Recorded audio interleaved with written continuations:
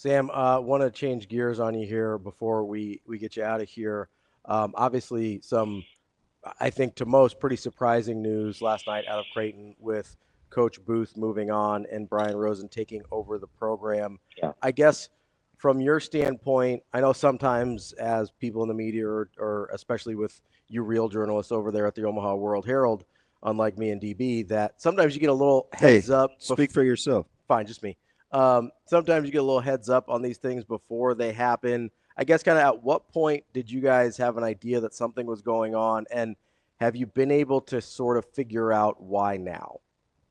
Yeah, probably right when it was announced is when we found out. Okay. So, no, I don't have a ton of insight. Obviously, a stunning decision but I'm sure she'll explain that a little bit more today.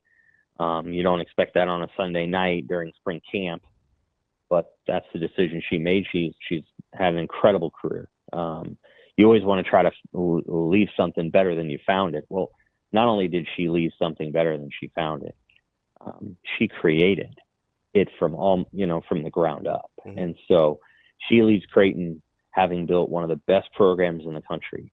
The best program in the Big East, the best program outside of, the Big 10, the Big 12, and the SEC.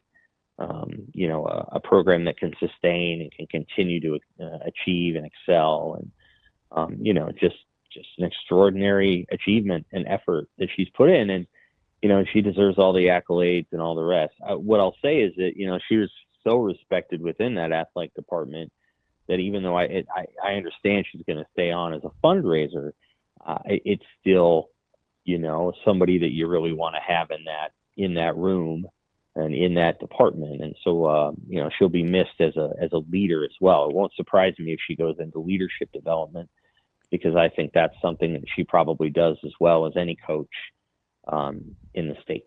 And so, she's likely to be somebody who, if you said, hey, who would you talk to in terms of coaches for leadership? She would be very high on the list. So would Matt Rule. And their achievement levels are different, honestly. I mean, I think Booth's been achieved more, but their philosophies about how to build people up and how to shape people are similar and dynamic. And so, I've always appreciated listening to her when she's on a podcast or something, because of the way that she kind of understands young people and understands how to develop leaders and how she's become a leader herself. So she's going to be very missed, even if they continue to play great volleyball, which I suspect they will, and they'll continue to be very competitive. That person's presence within the department is probably going to be a little lower if she's not coaching. So big loss there, but she's earned the right to do whatever the heck she wants. What a last 5 months in the volleyball world in the state of Nebraska. Right? Yeah. Although for vastly different reasons, my gut, what a couple of icons. No question. Yep. Cook, obviously a legend.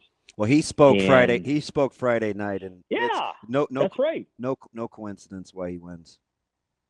Zero. Yeah, I thought it was very thoughtful of Rule to put him in that role, because if you have somebody on your campus that's won as many championships as him, I'm going to guess he has a little bit of insight on team building and culture building, and Rule's very good about that. Coaching so much is culture building and player development, and those things are sort of transportable across sports.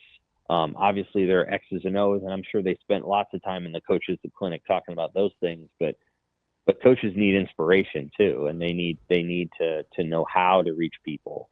And I think Cook certainly has insight on that. It is a huge change in the sport for the two coaches of top 6 teams to leave in the same offseason, and for it to be in the same state. Mm-hmm.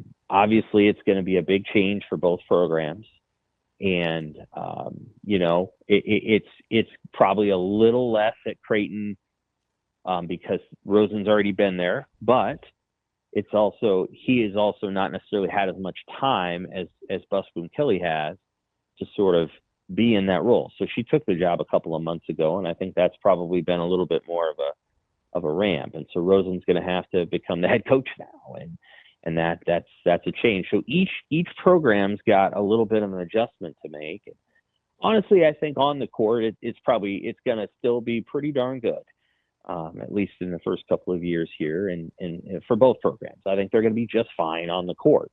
It is, again, the presence and role that those two people had in their respective athletic departments that'll be missed also. And that's not to say that, Booth and Cook are easily replaceable. I just feel like what they built at their respective programs is sustaining enough that, like, the success is going to continue because of what they've built.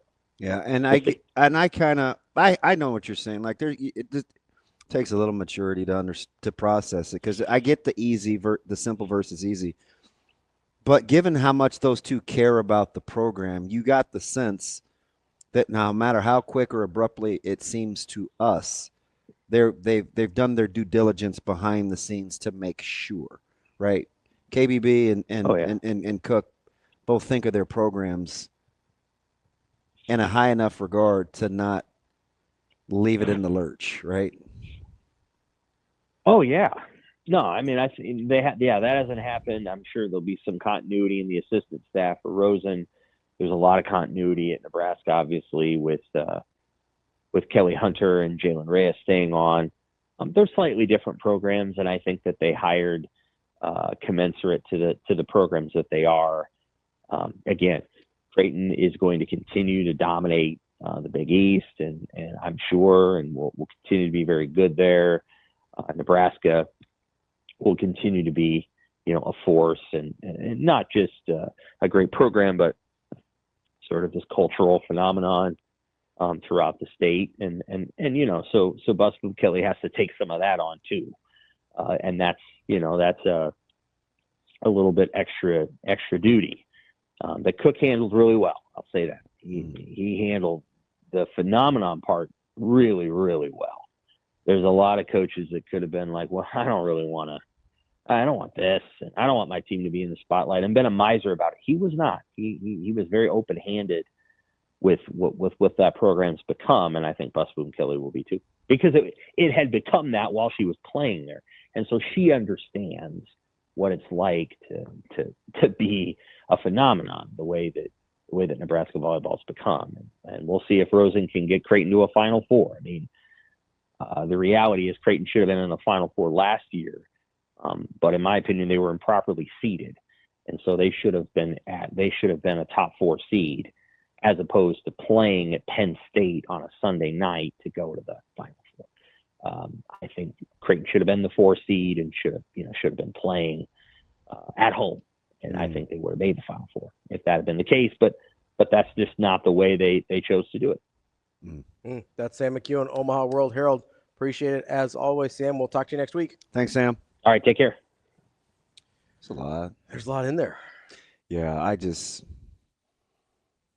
time of year, this doesn't give me good vibes. I'll be all in on the presser. Oh, in terms of the timing of the departure? KBB, yeah. I mean, there's a couple different narratives about why it might be. I'm not. And you know what? There's a little bit of guilt isn't the word, but I shouldn't be going there, just have the moment and enjoy the PC. Yeah. But given how how I think about her, it's like, yeah, what's going on? I just kind of want to put it out here because people have asked us, people are wondering what the deal with Coach Booth is. And we don't know, right? But there's a couple prevailing ideas out there that I don't think are secrets, so don't feel like I'm betraying anything here. There's 2 narratives out there. I don't know which, if either, are true. But I think the worst kept secret in Omaha, and at least in the Creighton circles, is that there's some tension between Marcus Blossom and the rest of the athletic department. Maybe the rest of the university, depends on who you talk to. So that's one narrative, is that, and there's been some history between Coach Booth and Blossom specifically. So that's one idea out there, is maybe she just didn't want to work for that guy anymore, right? The other idea is that Brian Rosen was a highly sought-after commodity, and that rather than see him go to another school, Coach Booth took this time to say, hey, maybe it's time to turn the program over to somebody that I trust. I think both are viable, to be fair. I will say the Blossom one, if Sam is right, and she does stay on in some capacity, the Blossom one does seem strange to me that she would stay on at all. No, it doesn't. Okay, explain. No, because you can love the program, and that's what fundraising is, without having to have the compromising. Yeah. Okay. They're completely different things. That's fair. Yeah, I mean, her passion and love for the program is immense. It's unmatched. Absolutely. Right? And she can go, and her and Raz can make a visit, yeah, that's vastly different than having that be your boss. Totally if that's fair. the thing. Totally fair. I do think the Brian Rosen thing is true also. And it might be some combination of both, right? Where maybe you don't want to have this person be your boss anymore, and you don't want to see the program lose out on an opportunity to hire somebody that you think would be a good steward moving forward. I think there's a men's basketball parallel to a certain extent as well, where I genuinely think that most people around the program want Al Huss to take over whenever Mac is done. Yeah. Right? I don't think that's a secret either. The question is, when will Mac decide he's done? And where will Al Huss be at that point? Because he's going to be a hot commodity, if he's not already, pretty soon here, coming out of High Point. So you kind of weigh timing versus situation versus who you want to take over the program. And you got a lot of moving pieces all of a sudden, both in men's basketball and in the volleyball program. So I'll be interested to hear her press conference today, see if we can glean any information. But you know what? Just knowing her, there's no way we're going to glean anything. She's just a high road. She loves Creighton. Nothing direct. Yeah, no, you're not. She's not going to bus roll anybody. But you might get some context. Yeah. If it's because I don't think she's going to lie either. Right. So if it is the way I expect it to be is if it's a administrative boss situation, whatever, I'm guessing she'll talk around it a little bit more. If it's a lot to do with Brian Rosen and giving him the opportunity, I imagine she'll talk about that more directly. Yeah. That would be my guess. So that's kind of what I'm going to be listening for. She's just not very old. No, but she's been doing it for a long time. Maybe it's the kid. Was she 04? 03 or 04? It's 22 years, so 03, 04 would have been her first year, I think. They allowed her to grow too. Yeah, well, most people don't get that kind of rope. Her only head coaching experience was junior college coming into this, but she also took over a program that was 3-23, so you have to give a little runway there. Yeah, and she took it and obviously turned it into a national volleyball power, which is incredible. Look at some of Raz's hires. Oh, no, not bad. Not bad at all.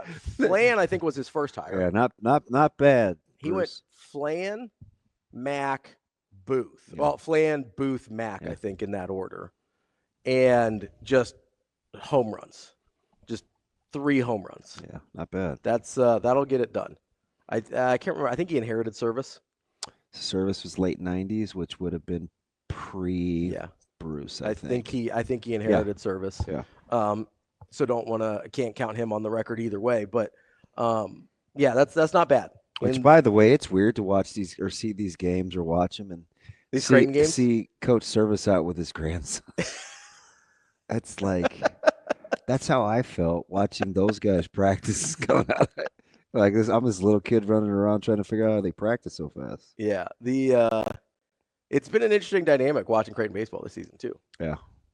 Steve asked why there always has to be a reason. There doesn't. I just think there is. I mean, everybody has a reason. Yeah, there is a reason. It doesn't have to be something. Do you mean it doesn't have to be anything nefarious? Sure. No, I agree with that. Yeah. But one of the options I gave you isn't nefarious. Like the Brian Rosen thing isn't nefarious. Yeah. That's hey, I've worked really hard to get this program into a place. I think if we don't get Brian now, we don't get him.